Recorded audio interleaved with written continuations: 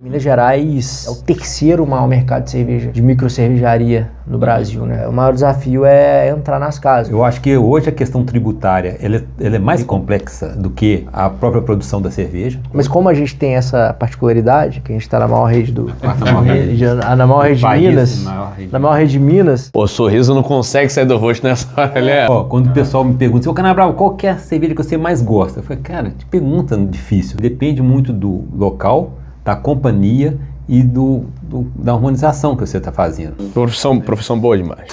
Eu faço. Dizem, né, a lenda do mestre cervejeiro é a melhor profissão do mundo. Salve, salve, balcônicos e balconistas, tudo bem com vocês? Gleicinho Silveira na área, começando mais um balcão no Cafofo do Balcão, retornando aqui depois de episódios incríveis gravados aí nas externas, e hoje com a família Breedon Cervejaria. Pô, cervejaria jovem mineira, premiada e ousada, e a gente vai falar de muita ousadia nesse episódio. Estou aqui com o Brenão. Aí, Gleicinho. E Ricardo Canabrava. Pô, gente, sejam bem-vindos ao Balcão 360, né, cara? Quanto tempo? Primeiro que essa é lenda, né? Isso aqui é uma lenda viva, né? Os cabelos brancos aqui, né? A vida inteira na cervejaria, né? Mas é uma vida boa, né? Graças a Deus. Deixa o leve spoiler que tá chegando no episódio agora, um pouquinho da função de vocês aí, rapidamente, antes de a gente abrir a primeira aqui. Tudo bem, pessoal? Eu sou o Breno, da Cervejaria Breedon. Sou diretor comercial. Tenho uma vasta experiência aí no mundo cervejeiro. Vim da escola Ambev e tô aí nesse mercado de microcervejaria, cervejaria premium, para tentar desbravar esse mar aí, esse oceano azul que tem em Minas Gerais e no Brasil inteiro. Pô, perfeito. Muito bom. Eu sou Ricardo Canabrava, parece que é uma brincadeira o meu sobrenome, mas é o meu sobrenome, né? E eu tenho em torno de 40 anos já que eu vivo dentro de cervejarias. Comecei na antiga cervejaria Brahma e de lá para cá estou caminhando aí pela cervejaria. Já trabalhei em grandes, em pequenas e trabalhei na Heineken, trabalhei na cervejaria Socorro, trabalhei na Baker, trabalhei na Vals, depois de um tempo fora de Ambev, né, voltei para a Vals. E hoje estou na Breedon, depois de que eu achei que eu ia aposentar, mas apareceu esse projeto muito interessante e me estimulou a permanecer aí produzindo cerveja dentro das cervejarias, né, que é um ambiente muito legal, muito bacana, com muita história, com muito perrengue, com muita alegria e muito rico. Muito bom, velho. E queria agradecer, né, o convite para a gente estar aqui hoje no Balcão 360, junto com Deixa o episódio acabar primeiro. De repente pode acontecer. Sacanagem. Ricardo, você é a lenda, né, cara? Desde que eu sou menino em cerveja, mas estamos aí comunicando cerveja tem quase 10 anos, pô, sempre teu nome aparecendo. E é uma referência para todos nós, né, cara? Minas Gerais, cerveja mineira com certeza, brasileira com certeza absoluta, né? Antes de falar de cerveja, por favor, vamos fazer as honras, né? Vamos estrear aqui, ó. Copo vazio aqui. Aqui, cervejeira estreante, aqui, IOS Beer House. Salve família IOS aí, ó. A patrocinar nós, gente, aqui, ó. Isso aí. Faz as honras pra gente, Ricardo. Vamos começar com o quê? Vamos começar com a mais premiada? Vamos ver o seguinte, vamos seguir a sequência de uma degustação técnica. A gente começa com as mais leves para depois, para não saturar as papilas da língua, e depois a gente vai aumentando. Tá bom. Pode ser? Vamos começar com a low carb? Então? Bora. Então, eu já peguei. Aulas. Então, vamos pular de cá, vamos pular de lá. Aí já que é low carb, ela tem a giradinha aqui. Servir. E é um bom gancho para começar então, cara. Existe ordem para beber cerveja então, né? Assim... Minimamente. Porque quando a gente está fazendo uma degustação... Saúde, né? Saúde, claro. Saúde. Que a fonte nunca segue. Como disse a Diomedes. Excelente cerveja. Então, assim, uma coisa curiosa que a gente não presta atenção normalmente. Numa degustação do cervejeiro, mestre cervejeiro, uma degustação técnica, a gente busca defeitos. É diferente de quem está na harmonização, que busca qualidade e harmonizar, né? Então, na cervejaria, a gente tem um treinamento muito rigoroso para degustação, para achar defeitos que podem acontecer ao longo do processo. Então, as grandes cervejarias principalmente, porque é um treinamento caro, e a gente treina e tem um painel onde a gente, se não acertar mais que 80% dos defeitos, né, ou das características, a gente volta para o treinamento. Então, esse painel ele é feito com o objetivo da gente controlar o processo e, se tiver algum defeito ao longo do processo, a gente identificar e combater esse defeito. Mas então a gente tem esse perfil de começar com uma cerveja mais leve, porque à medida que a gente vai degustando, vai saturando as papilas e aí atrapalha, né, um processo de identificação desses defeitos. Eu vou voltar em insumos e processos, mas quem satura é o álcool? Não só, amargor principalmente. O amargor que é o que mais mascara os outros perfis, tá? Então, fica com a gente nesse episódio aí, total, que a gente vai falar muito de cerveja, porque também o objetivo assim, do Balcão é trazer conhecimento cervejeiro para todo mundo, né? Não só para quem é beer geek, os aficionados, e também não é só para quem bebe e não sabe e nem quer saber do que está bebendo. Eu acho que a Bridon, ela atua numa faixa intermediária que ela é muito mais ampla do que a gente imagina, né? Exato. Hoje vocês vendem em supermercado, foi o grande motivador para eu me conectar com vocês mesmo, cara, porque é uma cerveja de qualidade, uma cerveja premium, e no supermercado que é muito popular, né? Você, como a visão comercial disso tudo, para a gente começar a entender onde a Bridon está nesse cenário, qual é a motivação da Bridon? A Bridon nasceu para popularizar a cerveja mesmo, assim? O Gleison, então, ela nasceu para popularizar, mas popularizar de uma forma não tão ao pé da letra, né? Para a turma conhecer uma cerveja mais premium de qualidade, para ela chegar em vários locais, né? Igual várias marcas e várias cervejarias não conseguem colocar, ou por objetivo, né? Por estratégia, ou por falta de oportunidade.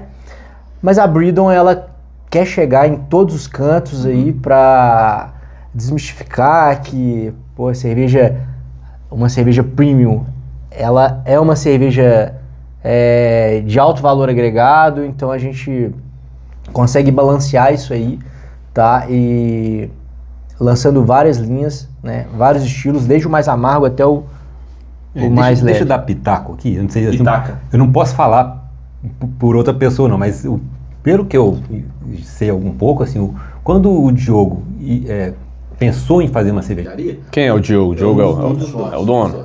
Salve, Diogo, aí, abraço pra você. A gente ama muito o Diogo. Então, assim, se eu estiver falando demais ou mentira, me perdoe, mas eu imagino, eu já escutei ele falando que ele queria fazer uma cerveja que ele pudesse servir para os amigos dele. Eu acho que nesse sonho dele, ele não imaginava que a Bridon ia alcançar a dimensão que alcançou e que o potencial que ela tem, sabe? Então, hoje é isso que o o legal é que assim, a Bridon, ela tá conseguindo ganhar escala, ela tá crescendo bastante com a mesma qualidade, né? A gente vê que isso é uma dor de outras cervejarias e a gente está investindo nisso, a gente aposta nisso.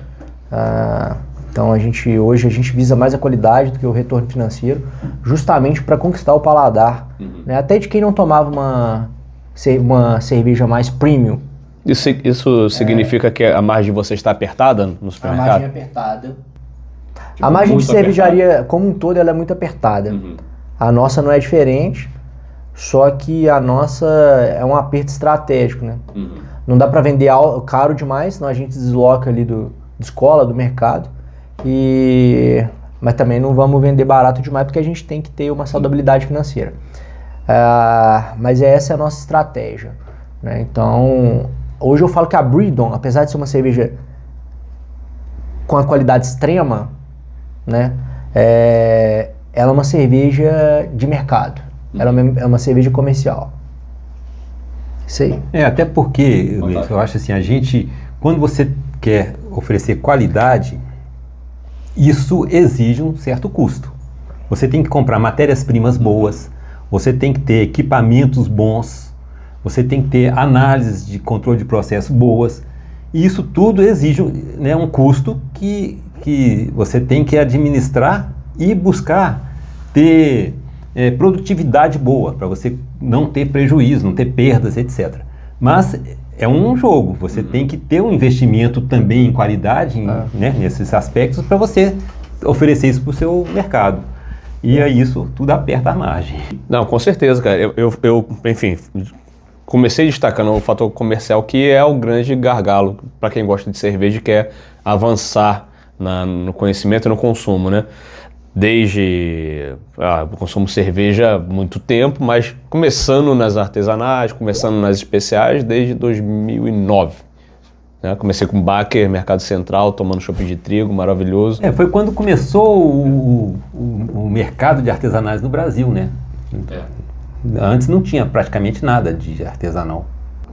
Próximo da gente aqui em Minas, pouco, né? Acho que talvez no Sul mais, no São Paulo. Eu não sei, você acha que nasceu como um todo, assim, o movimento deu um... Foi simultâneo, acho que Colorado, em Ribeirão Preto, junto com Krug e Baker e Vals, em Belo Horizonte, que foram as pioneiras. E tinha dado Beer também em Porto Alegre e tal. Então foi assim, no início do negócio da cerveja artesanal. Mas eu acho que o que capitaneou isso foi uma cerveja não artesanal. A gente tem uma análise estratégica que a gente fez em 2016, 2017, que a Heineken, né, por toda estratégia de marketing que ela fez do puro malte, fez o consumidor ele entender, né, de cerveja. Todo mundo virou cervejeiro de uma hora para outra. Você ia em qualquer roda de amigo, mas essa aqui é puro malte, essa aqui não é puro malte. E obviamente, né, nem todas as cervejas artesanais e premium que a galera confunde são puro malte. Você pega uma Witbier e ela o trigo não é malte, né? Então a Heineken, ela puxou essa categoria premium para cima, e aí veio os artesanais, e aí em 2016, 2017 dá esse boom de cervejas premium / artesanais no Brasil. A Heineken tem um fator fundamental, né, na difusão, assim. Lembro de, sei lá, vamos lá, começo de 2010, os churrascos foram mudando, a cara dos churrascos foram mudando, né? Começou a aparecer essa piada de você leva Itaipá, você leva Heineken, quem bebe o quê? Aí tinha Miller, tinha algumas outras marcas que apareciam e começaram a povoar os churrascos, que era um ponto que eu vejo que é quase um termômetro cervejeiro, né? O que a galera tá levando pro churrasco? E voltando a esse raciocínio, as pessoas começaram a levar as artesanais para o churrasco, para apresentar e tal, e começou-se a grande barreira do preço para mim. As pessoas gostavam, né? Independente do estilo, que a gente sabe que apresentar cerveja é um desafio. Para quem mexe com cerveja, você tem todo um protocolo para você, um jeito de apresentar para você não assustar, né? Olha, o que acontece? Eu concordo com vocês que o papel importante e fundamental da Heineken puro malte, mas aí tem um outro fator que é a questão de visibilidade. Porque se a gente for olhar o concurso brasileiro de cerveja, em 2013, a primeira edição, para 2014, 15 e em diante, o crescimento de participação de artesanais no concurso brasileiro era exponencial. Só que quando entra a Heineken com o poder de visibilidade, de marketing deles, aí sim, aí dá um boom que isso aí atingiu todos os cantos do país. Né? Mas eu acho que a cultura cervejeira, já da valorização das artesanais, ela começa, de quando ela nasceu, ela vai crescendo assim, de forma absurda e com um potencial muito grande desde que ela começou esse movimento no Brasil. Tá? Mas eu concordo que a visibilidade que a Heineken puro malte, o marketing de puro malte deu, ele foi impressionante. Ele disruptou o mercado, né? A grande realidade é que ele disruptou o mercado. E fez a galera ir acostumando com o amargor, sei lá, por exemplo. Assim, é fato, ele disruptou mesmo. Tinha um paladar pré-puro malte, né? Vamos dizer assim, pré-conhecimento do puro malte, porque puro malte sempre existiu, e o pós-puro malte. Isso aí disruptou o mercado e aí fez a cadeia inteira girar de cerveja premium. Na época deu um mimimi danado, que fazia cerveja com milho e vamos falar disso, mas antes de, enfim, só para deixar um agradecimento também a marcas que estão no supermercado assim como vocês e apoiam a gente, que é a Lambi Lambi, Licoranauê, tá com a gente nessa aqui. Eu queria passar para vocês um presentinho que eu só lembro no final. Agora eu lembrei agora. E vocês mesmo que ajudam esse podcast aqui, ó. Porra, obrigado. Muito obrigado. São marcas que estão com a gente, conectadas. Licoranauê, licor de doce de leite com tequila, lambe-lambe com fermentado clássico aqui já. De BH espalhando também pelo Rio e São Paulo. E a Bridon tá aí no supermercado também. E todas essas marcas circulam também em supermercados e é fácil comprar, né? Deixar também um abraço pra família Vem Malhar Premium, que bota a gente pra queimar nossas IPAs todas. WL Importados, obrigado pelos perfuminhos. E, pô, não poderia deixar aqui, ó. Pizzinha do Flamboyant, Lucas mandou pra gente aí. Obrigado, Lucas. Provando que dá pra gente petiscar pizza. E antes de começar o podcast, os meninos já provaram, né? Antes do podcast, aqui nós já comemos pizza, já tomamos licor, olha, tudo perfeito, né? Muito bom. Vocês curtiram a pizza Flamboyant? Muito, perfeito. É sensacional. Sensacional. Eu virei cliente. Eu vou sair lá de Belo Horizonte só pra vir na Flamboyant comer pizza. É bom demais, cara. Não tem só a picanha, não. Então, pede a pizza do Flamboyant também, que tá saindo demais, gente. Tá saindo demais. E voltando ao supermercado, a Bridon, para mim, faz um papel fundamental de trazer para a gôndola, que a gôndola é esse espaço de... Se tá na gôndola, é popular. E se tá popular, será que é bom? Será que é ruim? Será que... Como é que eles estão conseguindo entregar uma cerveja boa nesse preço? E esse podcast tem esse perfil meio provocativo mesmo. Porque quando eu bebi a Lager pela primeira vez, cara, eu me assustei. Eu falei, cara, a cerveja, ela tá muito boa por esse valor. Agora a gente entende que a margem é uma visão estratégica da marca, mas também não significa que vai aumentar muito não, né? Não, depende do governo, né? Mas sem politicagem, que obviamente, mas literalmente, né? Depende do governo. A gente vai... Os nossos aumentos, eles são de acordo com os repasses tributários.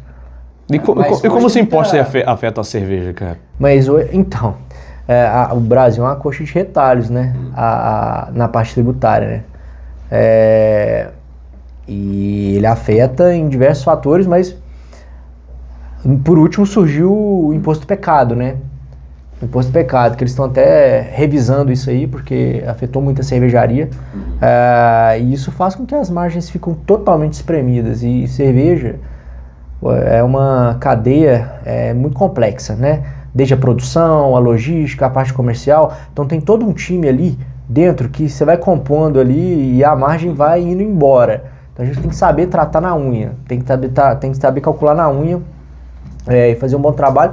Também fazer estratégia, né? Você vai por qual caminho? Você vai colocar uma cerveja de maior valor agregado, que ela vai crescer menos, né? Ela vai ali ou no boca a boca, ou ela vai ter hubs ali de conhecimento, de público, fazer pub, ou vai no caminho da Bridon, que, porra, vamos no supermercado, vamos colocar, vamos dar a cara a tapa e bora desbravar, porque o mercado é grande, né?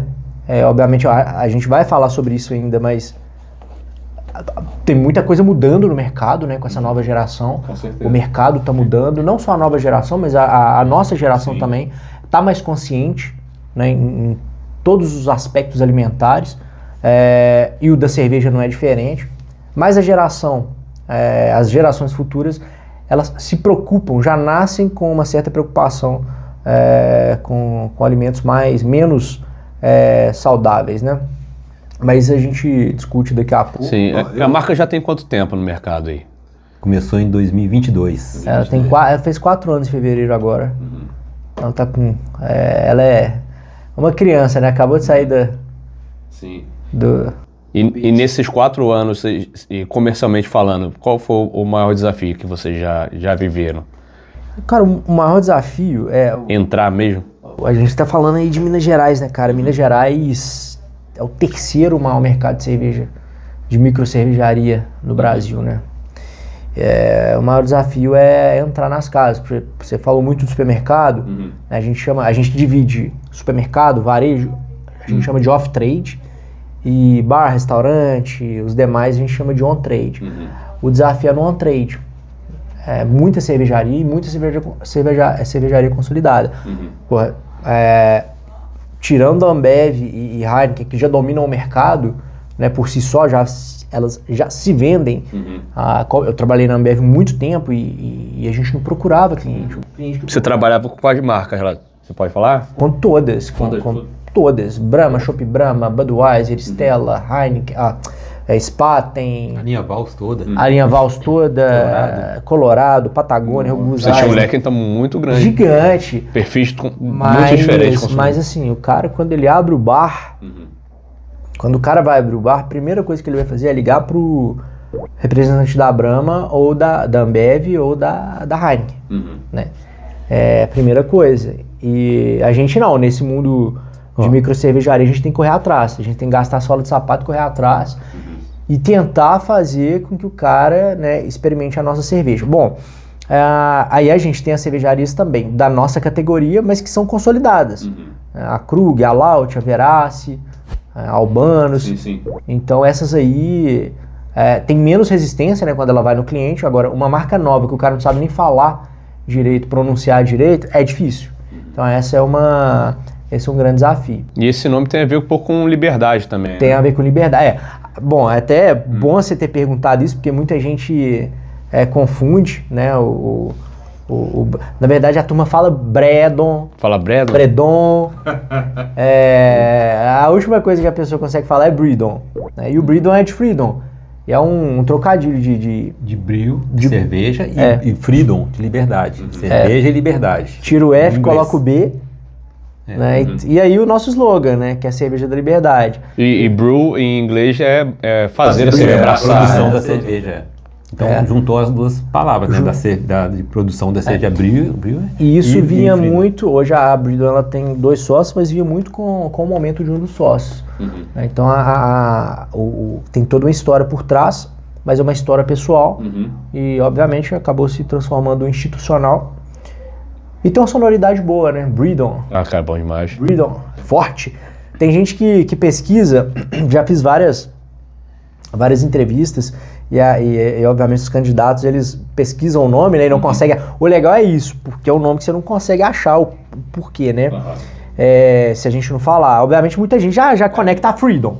Muita gente já conecta, porque muita gente também, quando lê rapidamente, já entende Freedom. Sim. E a galera cervejeira já manja o brew, né? Já manja, mas a galera que dá uma estudada básica ali, sem ter o manual, ela acha que é raça.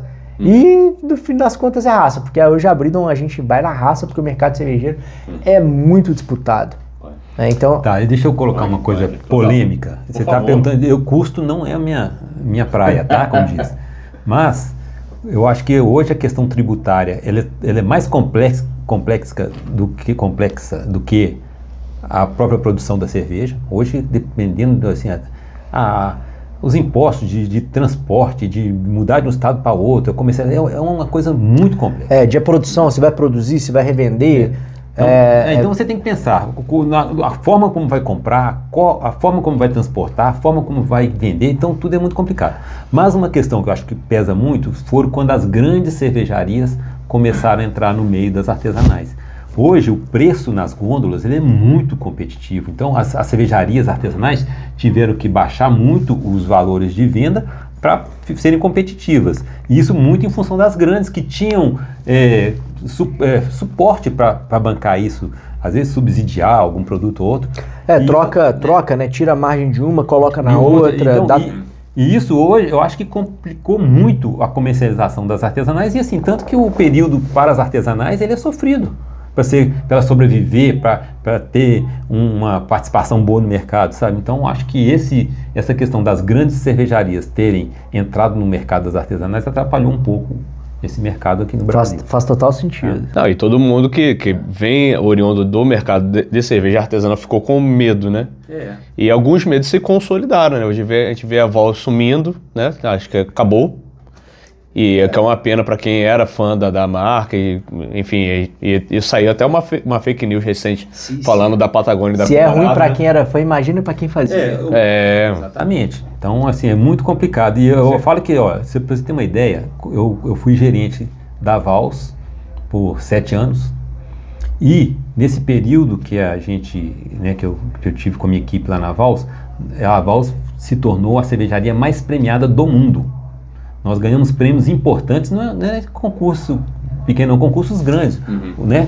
E aí, a gente teve programas lá, para você ter uma ideia, o Mad Lab, que a gente fazia uma cerveja para o clube de assinante, uma cerveja todo mês, e não repetia. Durante 3 anos nós não repetimos nenhuma cerveja. Bebi Barley Wine do Mad Lab já. Exatamente. Bom. Então, assim, isso enriquecia muito o mercado. Era uma cerveja que tinha um custo alto. Mas, por outro lado, assim, hoje a gente vê que não era o mercado da Ambev.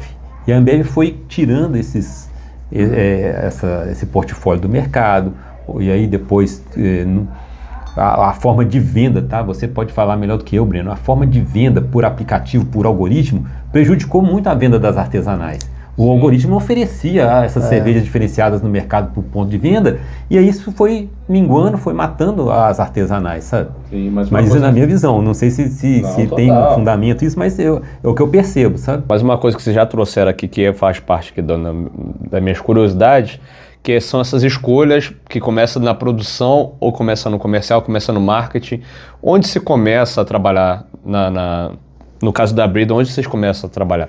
É o comercial que traz, o Canabrava precisa de uma cerveja com uma margem X, ou você que traz, aí vai para embalagem, né? Garrafa de vidro, a gente vai para lata. Como se chega nessas escolhas aí para a Breedon? Essa parte, porque assim, em qualquer empresa de bem de consumo, você começa na produção, né? Você tem que comprar bem, você ganha margem na compra.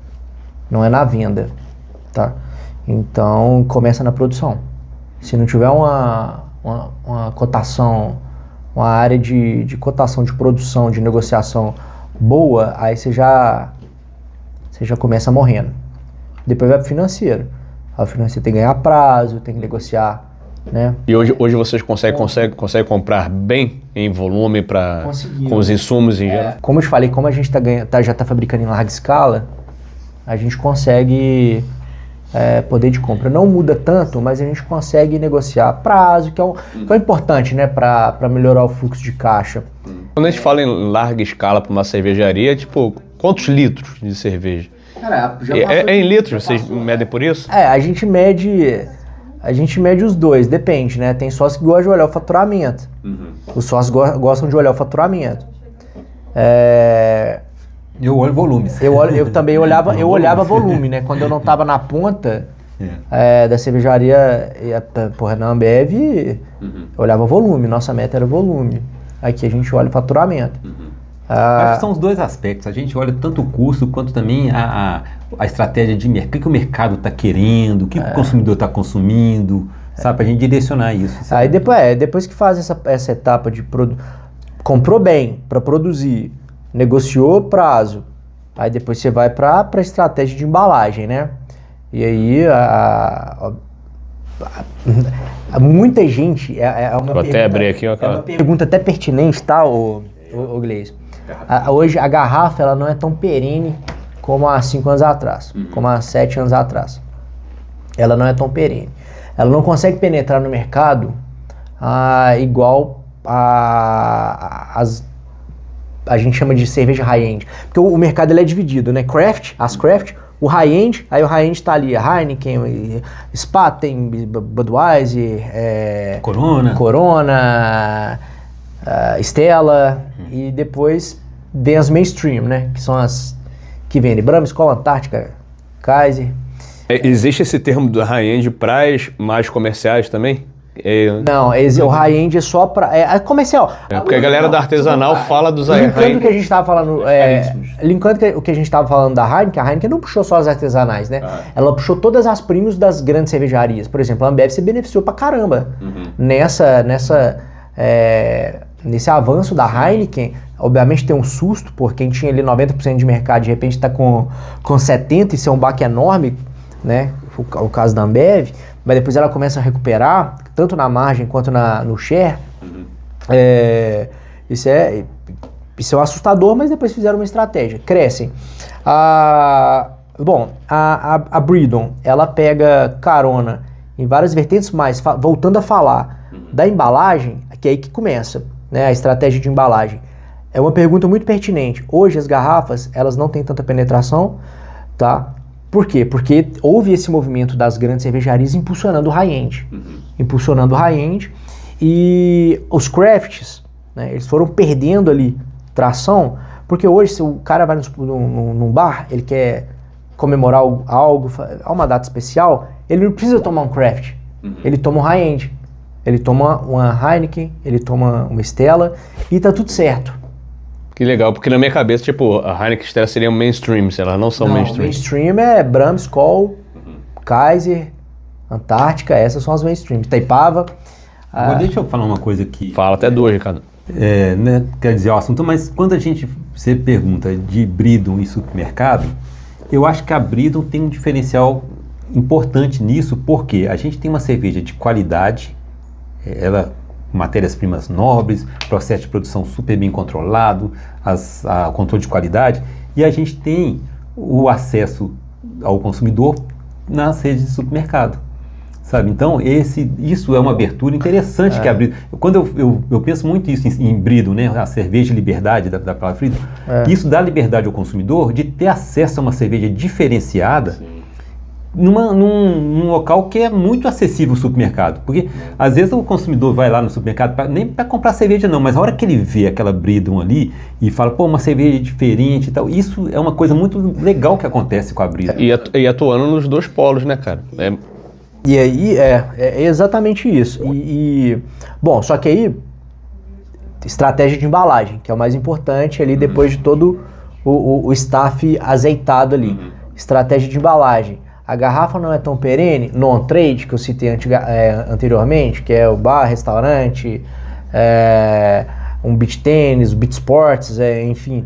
A gente entra no chopp, né? O chopp, ele é perene, ele entra onde a garrafa de micro cervejaria não entra. O chopp, ele entra. Mas aí, pô, o off-trade, como é que fica? Porque a garrafa não é tão prático, né? Você pega ali 2, 3 garrafas, já pesa, então tem toda uma estratégia, pesa, quebra, enfim. E aí a gente já está com planejamento aí quase finalizado de lançar todos os nossos estilos na lata 350 Slick.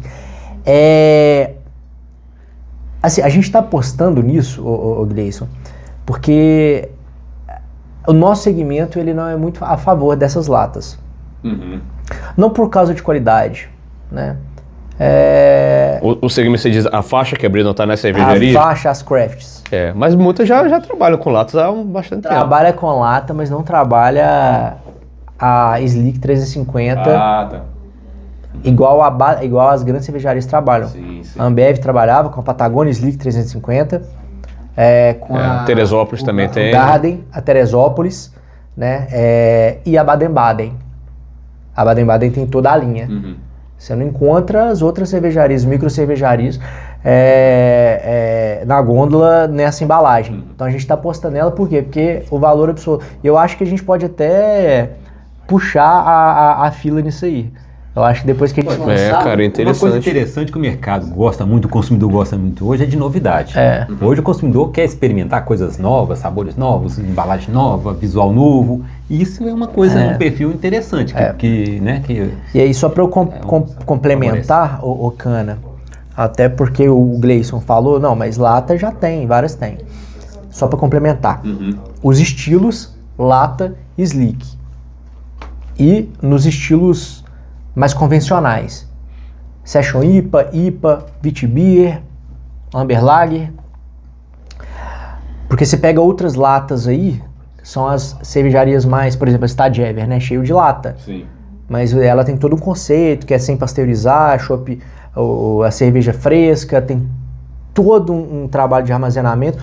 Cadeia fria. Cadeia fria, o custo vai lá no alto. Obviamente tem outras cervejarias que fazem as latas, mas eles fazem as cervejas de maior valor agregado. Então você tem que desembolsar um alto valor, assim como a garrafa, né? Eu vou falar o alto valor, assim, dentro do preço das garrafas, né? Por exemplo, uma IPA que custa aí uns R$18. A gente fazendo a lata, o consumidor vai ter que desembolsar menos para experimentar algo que ele tem interesse. Entendeu? Interesse de experimentar. Por exemplo, a nossa IPA, a nossa Session. Né? Ela vai... Faz total sentido. Entendeu? Então o cara vai soltar, ele vai tirar menos grana do bolso para pegar algo, e também dá para ele mesclar ali, misturar os sabores, né? Até porque a nossa embalagem ela é chamativa, então o cara quer comprar ali às vezes até... Muita gente vai para long neck, né? Bacana que vocês foram para um pensamento diferente no formato reduzido. Agora um outro, né? Uma outra estratégia que algumas cervejarias, e a Bridon também entrou nessa linha, achou para penetrar no mercado e ganhar volume e receita, é o latão. Provavelmente quando eu mencionei das latas, você lembrou do latão. Lembrei. Porque também é um case de sucesso da Bridon, né, velho? É um case de sucesso da Bridon, mas ela obviamente não é pioneira, né?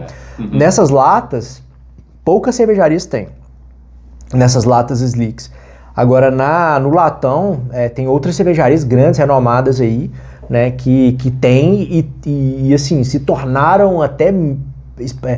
conseguiram ampliar muito, mas muito o conhecimento de marca do consumidor através do latão, né? Você vê a Laut, a BG virou fenômeno, né? A BG virou fenômeno, obviamente com a estratégia deles lá de preço, mas conseguiram o objetivo. Salve a Patrição aí, um grande brother nosso. Patrição, o Rildo, Nenel. Nenel. Então, conseguiram o objetivo deles e aí outras cervejarias foram atrás. A Bridon também foi atrás. Eu acho um momento interessante porque a gente percebe o mercado com o momento financeiro e econômico do país. Não é tão fácil como, né? Eu diria que é complicado. E eu não quero dizer que é certo. Vamos matar isso daqui pra gente dar uma sequência no nosso... Não quero dizer que é certo ou errado, mas o imposto hoje de bebidas e cigarro tal, é muito alto. E então eu acho que essa forma de levar um produto de qualidade, de permitir o acesso ao consumidor, é uma estratégia muito legal. Isso para o mercado é bacana. E aproveitando a sua presença aqui, digníssimo mestre, o que é o produto de qualidade então? Quando a gente fala para as pessoas, a cerveja de qualidade, mas trazendo para o insumo, trazendo para a receita mesmo, o que isso significa isso, cara? A cerveja, porque a gente fala com muita gente hoje que está começando na cerveja também, muita gente acompanhando das antigas, mas tem muita gente nova chegando, que bom. Então, o que é a cerveja? Quais são esses insumos? O insumo de qualidade é um insumo que tem uma origem boa, que ele foi bem tratado na produção desse insumo, né? Uma safra de cevada boa, o processo de malteação bom, o lúpulo bem cultivado, uma variedade boa, que foi transportado numa condição boa de temperatura, de luminosidade, como que ele foi armazenado. Isso tudo vai preservando as características da matéria-prima e mantendo. Então é importante você ter uma matéria-prima bem trabalhada ao longo do processo de produção dela e no transporte até chegar à cervejaria. Então, um aspecto é esse, a qualidade intrínseca mesmo da matéria-prima, né? A água, como você está tratando a água, como você está deixando a água de fazer a cerveja. Outra é cuidar do processo de produção, você monitorar o processo, gerenciar mesmo, você ter controles de temperatura, controle de tempo, você... se tiver uma automação que te garanta isso, muito bom. Se não tiver, fazer com que o operador seja automatizado, faça tudo seguindo os padrões, né, conforme está uma receita. Você degustar isso ao longo do processo, porque a gente não degusta só a cerveja pronta, você degusta lá a hora que está cozinhando, você degusta na fermentação, na maturação. Profissão boa demais. Eu falo assim, dizem, né, a lenda do mestre cervejeiro é a melhor profissão do mundo. Eu acho que tem duas melhores, né? Eu acho que uma delas é trabalhar cantando lá, feliz lá no palco, fazendo música, né? E deixando todo mundo feliz. É bacana também, eu acho que deve ser melhor que esse mestre cervejeiro. Mas enfim, aí você monitorar o processo e análise de qualidade. Você tem hoje uma série de procedimentos e equipamentos que monitoram o perfil de qualidade da sua cerveja ao longo da produção. Então isso é ter qualidade. E tem custo, né? Porque, né, para você comprar uma matéria-prima que foi bem cuidada ao longo de todo o processo, isso tem um custo. Para você monitorar o processo de produção e fazer uma produção de equipamentos bem feitos, isso tem um custo. Mas isso proporciona qualidade. Então, entrando a falar de receita, a gente vai continuar aqui com a Canabrava. Você faz as honras pra gente da Lager, por favor.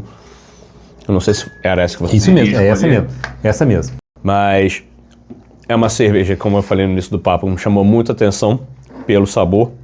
A embalagem, a estética da Bridon eu acho muito acertada. É simples, direto e bonito. Mas o sabor é incrível. E depois que eu fui atentar às premiações, existem premiações aqui.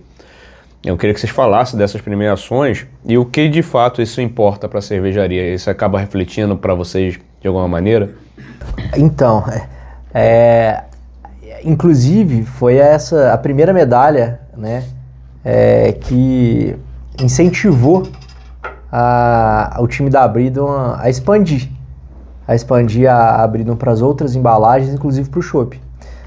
A princípio a garrafa ela era produzida apenas para a gente vender, né, no off-trade. E aí no primeiro ano já tivemos a grata surpresa da premiação tanto da Lager na medalha de prata, né, quanto a Session IPA com ouro. Com ouro. E a Session IPA ganhou não só o ouro, né, ela ganhou Caltrine, né, que é a revalidação do ouro, né. Então isso motivou bastante. Opa, o negócio de novo, né? O negócio vai dar certo. Isso já no primeiro ano dela, né? E no segundo ano repetiu, né? E no segundo ano a Session IPA ela ganha a medalha de bronze, né? Aí, porra, disputando com milhares de cervejas do mesmo estilo, né? Cada uma concorre no seu estilo, no seu respectivo estilo. Então ela ganha aí 2 anos consecutivos para provar que de fato, né, a consistência, né, na produção e esse WBA, né, o World Beer, ele tem cervejas do mundo inteiro. É um concurso de extrema são cervejarias do mundo inteiro, né? Inclusive a gente concorre com as grandes cervejarias, né? Não entra só artesanal, não entra só craft, entra Heineken. E aí entra Heineken, entra Ambev.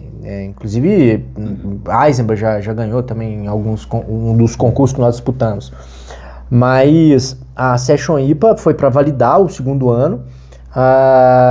E é o World Beer Awards, né? A gente considera um dos melhores concursos. A gente ganhou só nesse concurso, mas a gente considera o melhor, então a gente ganhou o melhor. A gente ganhou o Oscar me corrija se eu estiver errado, né? Não, tá certo. O Oscar das premiações cervejeiras. Bom, a gente fazendo todo esse trabalho no mercado estratégico que eu te falei, tivemos outra grata surpresa, foi, primeiro, a nossa IPA ganhar a medalha de bronze, foi a primeira medalha dela, mas ela tinha sido o último lançamento da Bridon, só corrigindo, né? O último tinha sido a Low Carb, mas ela tinha saído depois da Session e da Lager. E a Lager ganha agora, em outubro, junto com a IPA, né, como a melhor Lager do Brasil. Eleita a melhor Lager do Brasil em Bruxelas, ganhando o ouro e a revalidação do ouro, que é o Caltriner, no World Beer Awards. Então, assim, foi uma grande satisfação pra gente. E validando mais uma vez tudo isso aqui que o Cana falou. O processo tem que ser monitorado, acompanhado. Tá, na minha visão de importância dessas medalhas, essa premiação, eu acho assim, isso já teve são 2 fatores. Um é comercial. Eu acho que comercialmente isso já teve um valor maior no passado. Hoje são vários concursos, muitas cervejas premiadas, isso dilui um pouco, pulveriza um pouco essas premiações e acaba que o consumidor ele se perde ali naquela monte de só quem está antenado mesmo que percebe. Agora, para o mestre cervejeiro, isso tem um valor muito maior. Porque à medida que a minha cerveja vai ganhando premiações nesses concursos de expressão mundial, isso me garante que o produto que eu estou entregando no mercado tem qualidade.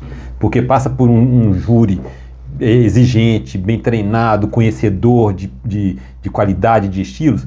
E isso valida o meu produto, que eu estou entregando para o meu consumidor um produto que foi validado por um júri de qualidade. Isso então é muito legal. E sabe o que é o mais legal, Gleicinho? Isso aí pode gerar um pouco de polêmica, né? Mas o que é o mais legal, e isso a gente fala com a maior tranquilidade do mundo, a cerveja que a gente manda pro concurso é a cerveja que a gente pega na gôndola ou no nosso estoque. Cara, mandamos para a Europa, o último concurso. Várias outras cervejarias fazem a cerveja, o lote pro concurso. Essa aqui é pro concurso, não. Manjadíssimo tá já. dentro do jogo? Tá dentro do jogo. Mas o nosso mostra, pô, a gente tá sendo a medalha, o brasão que tá ali na garrafa mostra que aquela qualidade, aquele prêmio, o cliente tá na gôndola, o cliente tá bebendo, é a que o cliente está bebendo, entendeu? Então a gente tem uma maior tranquilidade de falar isso. É uma satisfação enorme. Isso daí já é papo velho, assim, já pra quem, né, acompanha o mercado de cerveja e tal, aí eram dois sentimentos que você tinha quando acompanhava os concursos. Às vezes eu via até a live dos concursos. Tipo, que bom que ganhou, mas eu não vou comprar nunca cerveja. E quando a gente achava, aí era uau, era uma festa total, porque passou a ser comum as pessoas fazerem cerveja só do concurso. E isso começou a gerar uma revolta mesmo no público consumidor de cerveja. Não, velho, cadê a qualidade? Não que as outras cervejas não tenham sido, da linha, por exemplo, boas, mas a medalhada. Porque não, beleza, você traz que talvez não mude muito para o consumidor geral. Mas hoje não, né, cara? A cerveja, o licor também é um licor medalhado. Não é só pra gente, a gente presenteia muito. Então a gente vai, presenteia, e na hora de dar o presente você fala, a cerveja ganhou o prêmio. Então, isso valoriza o item que você está presenteando e você mesmo em casa saber, confiar, tudo isso. Acredito assim que o público em geral talvez passe o olho e não entenda tanto. Porque, enfim. Mas, em geral, eu acho que agrega mais do que passa batido. Acho que vale a pena mesmo. E, pô, e essa satisfação de você encontrar a cerveja na gôndola, cara, ganhou. Isso é muito bacana, importante. Então, mas voltando à parte de produção, então a gente tem... Passa rapidamente aqui pra galera um pouco da produção da cerveja. O que vai na cerveja? E os ingredientes? Ingredientes. Depende da escola, né? A escola alemã você tem aquela lei da pureza, que é água, malte, lúpulo e fermento. Agora, a escola belga, por exemplo, você pode colocar vários ingredientes, aí coloca fruta, ervas, enfim, você pode... Coentro, trigo, etc. A escola, e aí deve ser a escola inglesa, se é a escola americana. Hoje a escola americana também enriqueceu muito o mercado e com uma variedade de lúpulos enormes, então depende da escola. Mas basicamente é água, malte de cevada, se ela tem um outro ingrediente, por exemplo, a Witbier é malte de trigo ou trigo sem ser malteado, também aveia, centeio, depende da receita. Levedura e lúpulo. Basicamente é isso. Né, dependendo da escola, da receita, você faz a cerveja com esses ingredientes. Isso. Então, isso é só para deixar para a galera que está acompanhando aqui, que não manja muito de cerveja, então não se põe álcool na cerveja. O álcool ele vem da fermentação. Aí o que acontece? O que o pessoal confunde muito malte e cevada. O malte é da cevada. O importante de maltear a cevada para transformar em malte na produção de cerveja é porque o malte ele tem enzimas naturais, lá que vem do processo de malteação, que seria, no campo, seria a germinação do grão, e esse enzima que é formado no processo de malteação transforma o conteúdo do grão, que é amido, em açúcar. Em contato com a levedura ou fermento, esse açúcar vira álcool, CO2 e calor. Daí que vem o álcool. Perfeito. E o Breno, trazendo e amarrando com essa questão comercial, isso interessa para a Breedon? Tipo, passar esse tipo de informação para os consumidores, um pouco mais técnico, uma informação que é mais didática. Como é que vocês veem isso? Até para justificar, ganhamos um prêmio por causa disso e disso e disso, como é que... A gente não entra em termos tão técnicos, né? A gente não aprofunda. O que a gente faz na ponta, quando, né, é de interesse de um cliente, transparecer isso para o cliente dele, são as harmonizações. Né? Então, a cerveja IPA, ela harmoniza com tal alimento, a Session IPA com esse, a Lager, né, com esse. Então a gente vai nessa linha, né? A gente não entra tecnicamente porque é muita informação. É muita informação e embaralha a mente do cliente.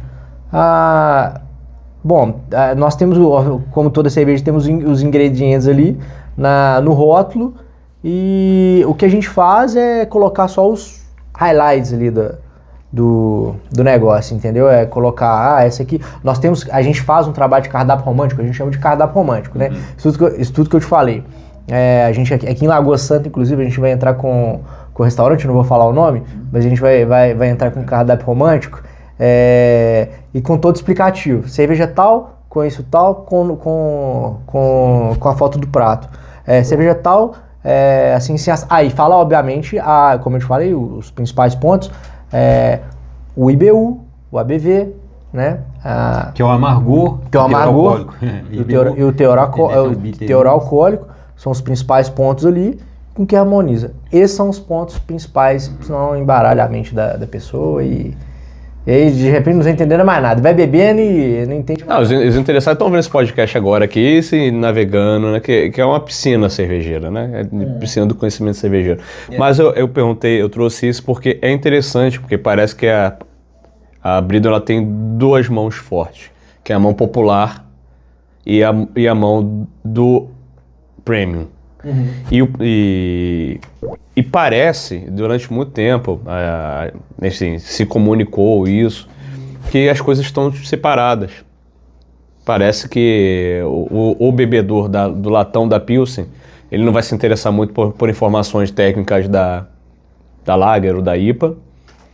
E também os bebedores de IPA e da Session e das outras que são mais elaboradas, ele não vai ter dia de latão, de Pilsen. E o que eu vejo ao longo dos anos é que as coisas coexistem, cara, né? E cada vez mais a gente tenta passar para as pessoas para, eu até brinco que não subestimar a inteligência do consumidor. Uma hora ou outra ele vai esbarrar em alguma coisa, mas você tem que ter esse tato, né? O que eu posso passar? O que é mais fácil inicialmente? Talvez uma harmonização, que é uma coisa mais rápida, né? Porque o cara chega numa pizzaria, ele pediu uma pizza, ele vê uma carta de cerveja e não faz a menor ideia do que pedir. Ele pode estragar a pizza dele e o rango pode estragar a cerveja dele. Mas, enfim, né, é legal pensar nessas coisas também um pouco fora do mercadológico só e pro sensível, né? O consumidor, assim, a gente como consumidor, a gente sabe o que é bom. A hora que você sabe o que te agrada, independente da etiqueta, assim, sabe? Então, é isso. Realmente interessante ter essa penetração aí pro consumidor de ter acesso a esses produtos. Né? É engraçado. Obviamente, o gosto, assim, não se discute, né? Mas você falando aí de estragar, ou a comida estraga a bebida, ou a bebida estraga a comida. Imagina, você chega no japonês, você vai comer e toma uma IPA. A IPA estraga o gosto do japonês, que tem que ser uma cerveja mais leve. Obviamente tem gente que vai gostar, porque gosto não se discute. Não se discute. Gosto não se discute. Tem gente que come macarrão com feijão, e aí eu não vou nem entrar nessa discussão, mas come macarrão com feijão e beleza, tá tudo certo. Então tem esse cuidado aí. E a harmonização é um trem muito pessoal mesmo, né? Tipo, como sommelier de cerveja, estudei muito a harmonização, mas eu tenho umas harmonizações muito doidas. Por exemplo, com IPA, eu adoro beber IPA comendo doce de leite, cara. Cara, eu gosto de stout, uma stout, eu gosto de tomar com... Obviamente, eu gosto de comer com doce, é sensacional, chocolate. Não, aí tá em casa. Quem harmoniza, tá em casa, né?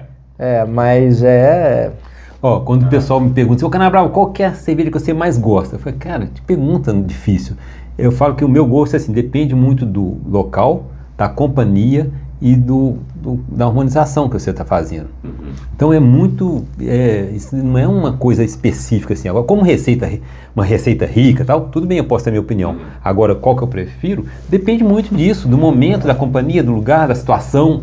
Você pode harmonizar. E a harmonização é um negócio curioso. Depende muito da criatividade de quem está preparando aquele alimento ali. É muito legal isso, né? Com certeza. É uma coisa com um leque enorme de possibilidades. Antes de falar em harmonizações, querer caminhar para as nossas saideiras e te provocar em relação a insumos aqui. Agora para os nerds cervejeiros mesmo. Os lúpulos que você mais trabalha. Você pode falar alguma coisa de lúpulo? Posso. Ainda mais que a gente está vivendo uma grande ascensão do lúpulo brasileiro, né? Eu falo assim, hoje é importante. O lúpulo amargor, eu até vario um pouquinho às vezes, de acordo, a gente olha custo, a gente olha safra, nova, qualidade e tal. E os aromáticos depende também do estilo da cerveja. Eu tenho buscado para as Session IPA, os lúpulos americanos, mais cítricos, né? E assim, mas não tem... Você não tem um preferidinho, não? Ou não quer falar o preferidinho? Não tem. Eu gosto muito do Amarillo, do Cascade, como esses cítricos, sabe? Que pessoalmente, né, para mim, me traz um perfil muito bacana na cerveja. Mas o Citra também, muito bom. Eu gosto muito desses lúpulos americanos, são fabulosos. Clássicos Agora americanos, depende né? do estilo da cerveja também, né? Depende muito do estilo da cerveja. Mas eu gosto muito desses lúpulos. Mas também no sentido de... Como vocês, de repente, compram mais... Se você, de repente, foi atrás de alguma coisa que o mercado não está olhando muito para isso, deixa eu ver isso aqui. Chegou a ter alguma coisa na receita, tanto em malte quanto em lúpulo, foi uma aposta sua? Não, eu não vario, não. Aí esse padrão da receita eu mantenho porque até para o consumidor ter sempre aquela mesma cerveja que ele comprou, que gostou, ele vai voltar lá e vai achar a mesma. E você que elaborou essa receita? Sim. E aí, receita é um negócio bacana, né? Eu falo que quando eu trabalhava nas grandes cervejarias, você não tinha muita possibilidade de trabalhar com receitas variadas, não, porque era sempre aquele mesmo estilo, né? Até no Brasil, né? Aquelas cervejarias tinham o perfil alemão, né? A colonização, os mestres cervejeiros basicamente eram todos de família alemã. Kremer, né? Boêmia, né? Aí, quando a gente vai para as artesanais, você começa a trabalhar com os estilos de cerveja. E aí, para você trabalhar a escola belga, a escola inglesa, aí você tem que variar e buscar o que diz a descrição daquele estilo no guia internacional. E aí a gente começa a trabalhar com receitas diferentes, né? E aí isso foi um momento muito bacana no Brasil, quando entraram as artesanais, porque isso fomentou até o comércio de insumos, de matéria-prima, de lucro. Foi um momento muito bacana que o Brasil viveu com relação a esse negócio de receitas. E hoje o lúpulo brasileiro está explodindo, né, cara? Cada vez mais fazendas próximas da gente aí. Exatamente, E a tecnologia, né, também, como é que... A tecnologia que propiciou, né? Porque tinha o paradigma, né, que lúpulo não dava lúpulo no Brasil por causa do clima e tal. E hoje a questão de luminosidade, de irrigação já tem. E o mais legal é que vem com preço competitivo também, né? Não tem... Vocês estão dando preferência para comprar lúpulo brasileiro? Ou não tá... Então, é difícil. O Cana vai falar melhor, mas a gente tem... O lúpulo de amargor, sim. A gente consegue... Agora, os aromáticos que eu uso nas receitas, às vezes eu não consigo todos que eu quero aqui. E a questão de custo também. A gente tem que olhar os dois perfis. Às vezes a compra aqui... Aí eu não tenho muito acesso à área comercial lá aqui de compras. Na hora, no momento de compra, a negociação pesa muito para a questão de valores, sabe? Então... mas o amargor, sim. O amargor eu dou preferência para o lúpulo nacional. E mineiro? Tem mineiro, eu posso falar lá da fazenda. Tá querendo chegar no Zé Felipe. Zé Felipe, eu já comprei o Zé Felipe, um grande amigo, né, o Zé? O Zé, forte abraço. Sim, a fazenda cervejeira foi... Deixa um abraço pro Gabriel Mundo Hops também, gente boa nisso. Eu já tive algumas outras ofertas agora, mas eu não creio que a gente tenha comprado por questões comerciais. Tá? Não, mas foi uma pergunta também, porque a gente vê tipo a receita genuinamente mineira. Na minha cabeça, de mais Beer Geek, será que os insumos também são mineiros? Já que a gente tá cada vez tendo mais possibilidade de ter os insumos perto da gente. Mas o malte você não consegue. O malte não tem constância, ainda é um mercado muito imaturo ainda. Então, não dá pra... Mas é uma história boa a ser contada ainda. É uma história legal. E como eu te falei, a gente está em larga escala, a gente não pode contar, né, com isso que vai faltar. Então a gente tem que seguir uma linha ali. E acabou que a gente falou da litragem. De quanto se produz hoje na... Não, pra gente se considerar uma grande cervejaria, a partir dos 50 mil litros aí... 50 mil litros por mês. Por mês, mas a gente já ultrapassou isso há muito tempo, multiplicado por várias vezes. Caraca, mano. E o mercado que mais consome é Minas Gerais mesmo? Vocês estão em outros mercados? Olha que interessante. O mercado que mais consome é o Minas Gerais, porque nós estamos instalados aqui, né? E beba fazer cerveja fresca, tá, gente? A mais próxima de você O possível. interessante vamos falar do chopp, né? No chopp, assim, é legal linkando aqui, que tá eu e o Cana não combinamos nada, Mas essa parte de produção que você está perguntando muito, a gente tem uma constância na nossa produção, que o nosso chopp, inclusive, é uma coisa que os clientes reclamam muito, é uma insatisfação dos clientes, é a não constância de vários chopps que eles recebem do mercado. O nosso não, ele tem uma constância, e o que faz ter essa constância... É em termos de qualidade ou abastecimento? Qualidade. De perfil sensorial mesmo, né? De perfil sensorial. Ele tem... Cara, ele não muda, velho. Ele não muda de forma alguma. E... É o que eu estava dizendo pro mês aqui, é aquela questão de você ter a matéria-prima de qualidade, monitorar o processo, até mesmo os parâmetros, automatizar o operador, automatizar os processos. Agora, o mais interessante é o nosso chopp, ele está sempre fresco, mas ele está sempre fresco mesmo. Por quê? Porque hoje a gente consegue calcular, fazer uma previsão bem exata do que vai sair na semana, e chega segunda-feira, 8 horas da manhã, se um cliente me pedir chopp, não vai ter, porque tá lá sendo invasado. Acabou da semana inteira, tá lá sendo invasado, segunda-feira à tarde vai ter. Fresquinho. Isso gera também muita satisfação do cliente, porque o chopp sempre tá fresco. E consegue... Desculpa, cara. Não, como consumidor é bom, às vezes você pega um chopp que tá ali, E faz, porque a garrafa é pasteurizada, não faz tanta diferença, mas o chopp, sensacional. Eu fiquei até imaginando aqui uma chopeira da Bridon.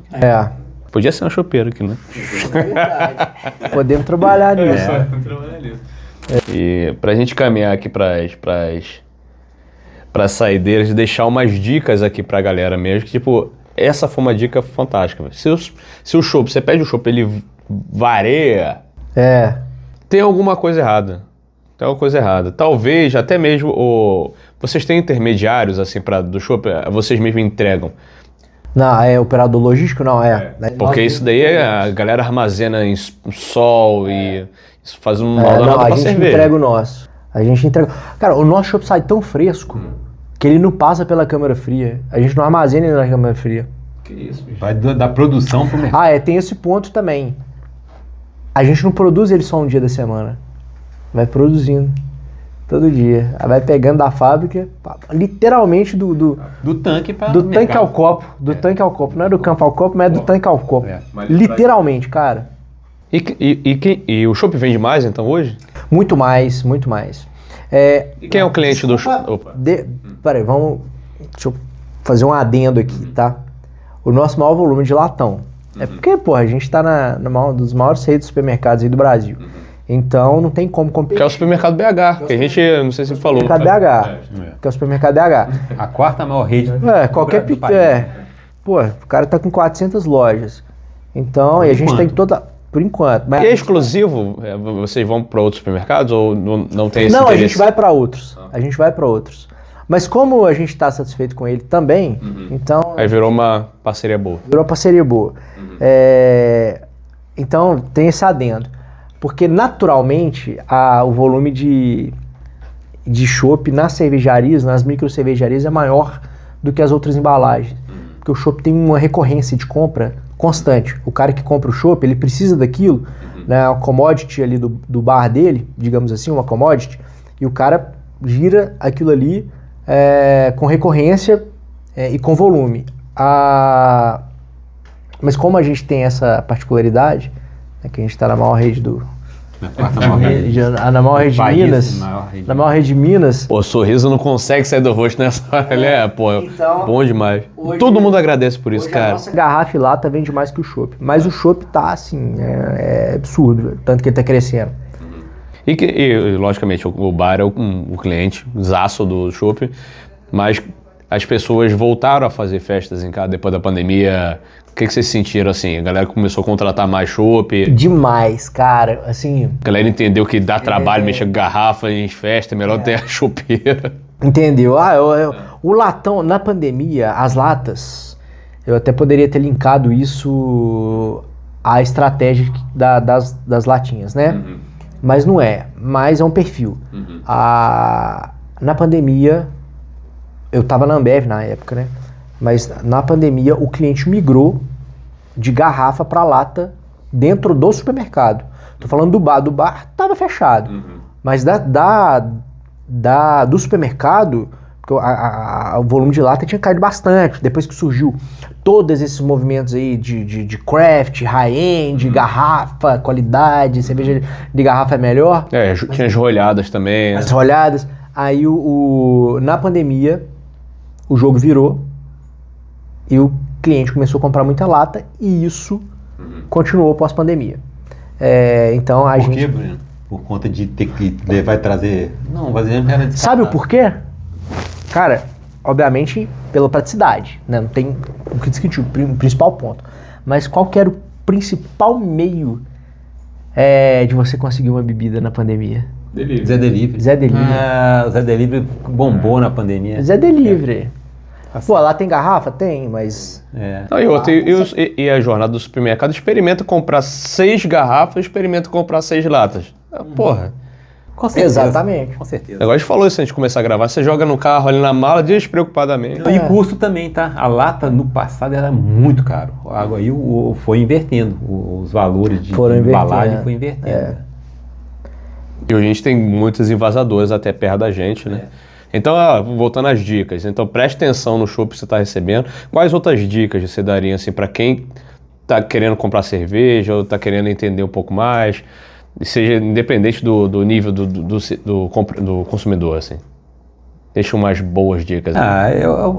Gleice, eu acho assim, que depende muito do que o consumidor está querendo. Hoje, por exemplo, se ele quer conhecer, tem muito acesso a produtos interessantes no mercado e hoje o consumidor, eu vejo que ele às vezes ele reserva o dinheirinho dele lá para comprar um produto que ele quer experimentar, até mais caro, mais diferenciado, do que beber volume. Então ele prefere pagar mais caro numa cerveja que ele quer, que é diferenciado, do que comprar 6 mainstream.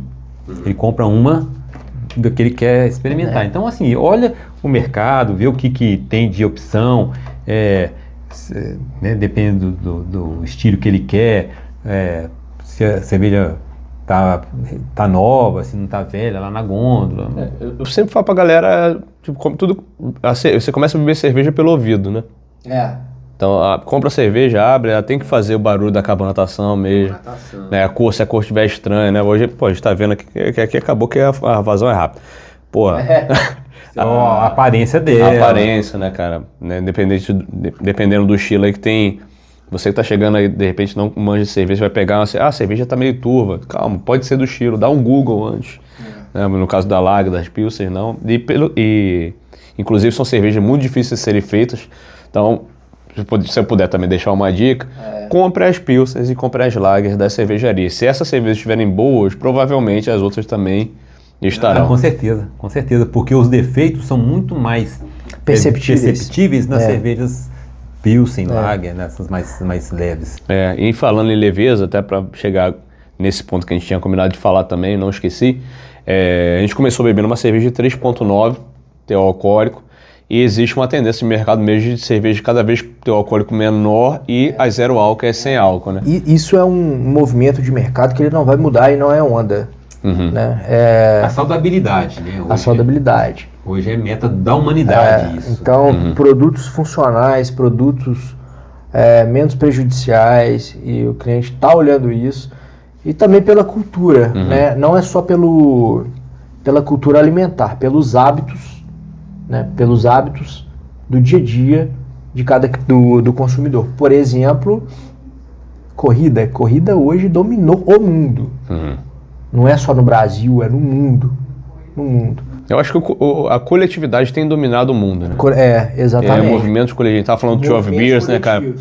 E isso está trazendo, assim, um movimento e um desafio para todas as marcas, de todos os segmentos, não só a cervejaria. A cervejaria tem um grande desafio pela frente porque ela vai na contramão da necessidade desses clientes. Então, consumo tá mudando, então, né? O consumo tá mudando. A coletividade, os grupos, e vocês vão apostar nisso também. Com certeza. A gente já aposta na low carb, né? Inclusive na hora que ela vier a long neck já vende muito, mas na hora que ela vier na lata vai ser uma bala de prata, vai ser um furacão. E eu prometo novidades aí, né? E vai ter novidades dentro desse mercado, do mercado wellness. A gente fez, de vez em quando faz uns eventos que envolvem esporte. E ano passado a gente fez, né, cara, um evento junto com a Bridon, também envolvendo a low carb, foi um beach tênis com vôlei, foi legal demais. E teve uma aceitação muito boa, cara, da galera. Teve, né, a gente teve, fizemos a gente faz corrida direto, mas nós fizemos uma maior, inclusive era a corrida do BH. Cara, o feedback da low carb foi, assim, muito positivo. E aí vai ter umas novidades aí durante o ano, dentro desse... Tem um floral interessante demais. Dentro desse mercado. E é isso, esse é o movimento, não tem como fugir dele não. Eu vou até a panela aqui, ó. Vou voltar, mas... Vou voltar porque tá na pauta aqui. Mas... Produção, toma, eu vou dar a produção aqui, vai. Vem cá a produção, que apareceu na câmera, produção. Vamos continuar na live então, Cana, pega pra gente então. E a gente tá produzindo muito patrocínio com o campeonato, todo esporte que aparece aí, a gente tá produzindo. Agora a gente tá, mês que vem a gente tá patrocinando um campeonato de tênis. Bacana. Canastra Open. A gente já patrocinou um de tênis aqui na Água Santa. E esse vai ser em Passos. E esse de Passos é grande. Tem até atleta nacional dentro desse circuito. Então a gente tá dentro, tá inserindo aí nesse movimento. Obrigado. E em busca da zero álcool e da sem álcool, e qual vai ser? Vocês podem dar esse spoiler? E qual é a diferença? Porque é uma das coisas mais pesquisadas, vou até falar pra tua galera que tá vendo, uma das coisas mais pesquisadas no balcão é a diferença da zero álcool para sem álcool, cara. A gente gravou com o pessoal da Cinco Cerveja, que é lá de São Paulo, eles produzem lá na Campinas, se não me engano, e até hoje é o corte que mais tem visualização, a galera altamente... E a galera confunde, né? Não confunde, ela não sabe que tem essa diferença, né? Porque a legislação permite que você coloque sem álcool tendo até 0,5% de álcool. E a zero álcool é sem álcool nenhum. Então é um pouco mais difícil de se conseguir, mas é a diferença. E esse 0,5 é um álcool que está presente em, inclusive, várias coisas da vida, né? Banana fermentada, pão de forma. Pão de forma E fica só na boca, né? Ele não vai pro... Não sei se vocês vão fazer sem álcool ou a zero, mas se for a sem álcool e que você está consumindo também ou sem álcool, não tenha medo de consumir sem álcool, que ele desaparece no seu organismo. De boa. E até já deu problema até em blitz, né, de lei seca, o cara comeu pão de forma e acusou, você não tinha bebido nada e acusou. Tem que esperar um pouco, tem que esperar os vapores saírem da boca. O vapor sair, porque é mais da boca, né, igual ele falou, ele se dissolve no corpo, mas é mais na boca ali. É igual como é que chama, o enxaguante bucal. Tem um com álcool e sem álcool. Com álcool você acabou de bochechar aí. Passar numa blitz vai acusar. Então tem que tomar esse cuidado, mas é isso aí, o 0,0 e o sem álcool, né? A gente tá estudando, qual que a gente vai...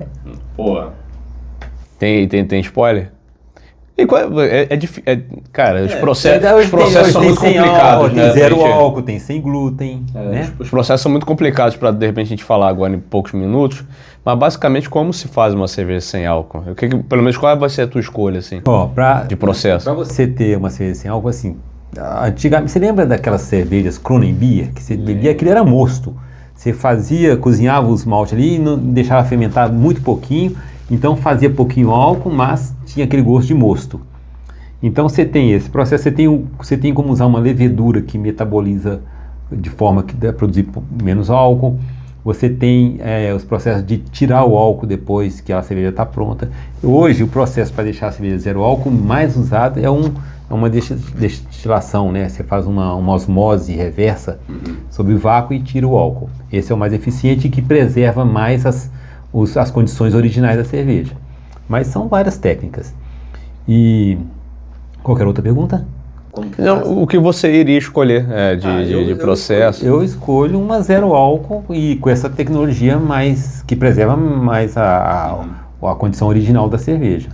Porque acredito, aí você pode me corrigir, você consegue ter uma gama maior de estilos, né? na Ciel, que não só uma lager muito mais rala, por exemplo. Agora, só que é muito mais difícil você fazer um outro estilo sem álcool, zero álcool, porque os outros estilos dependem de mais matéria-prima. E quando você produz mais álcool, elas são mais alcoólicas. Quanto mais matéria-prima você coloca, mais carboidrato tem para transformar em açúcar e mais álcool, consequentemente. Então, é mais fácil você fazer zero álcool com receitas mais leves. Bacana. Gente, queria agradecer a presença de vocês aqui hoje. Foi uma aula, né? Uma aula e para mim é muito gostoso falar de cerveja, mercado cervejeiro, eu gosto disso tudo, gosto demais, tanto da parte comercial, do marketing e dos processos da produção, enfim.